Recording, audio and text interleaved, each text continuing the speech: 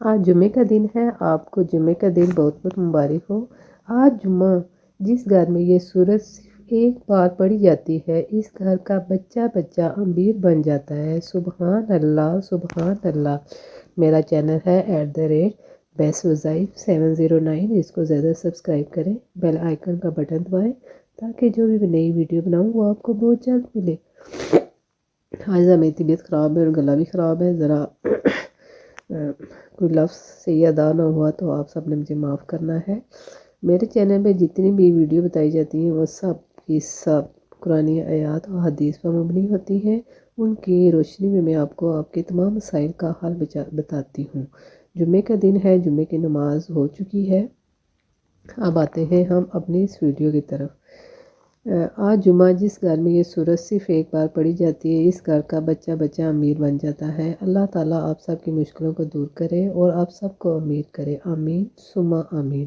Comments box میں آمین اور ثم آمین ضرور لکھا کریں، اور میری اس جو بھی ویڈیو بناتی ہوں کم سے کم 5 بندوں کو شیئر کیا کریں۔ کیا پتہ آپ کے آمین لکھنے سے کسی دوسرے کی مراد پوری ہو جائے، کسی دوسرے کے آمین لکھنے سے آپ کی مراد پوری ہو جائے۔ چلیں اب آتے ہیں اس ویڈیو کی طرف۔ آپ نے اگر امیر بننا ہے، دولت کی فراوانی چاہتی ہیں یا چاہتے ہیں تو آپ کو اس طرح کرنا چاہیے۔ آپ کو جمعے کے دن بہت بہت مبارک ہو۔ جمعے کے دن کسی بھی نماز کے بعد ایک تسبیح سورہ کوثر کی پڑھیں۔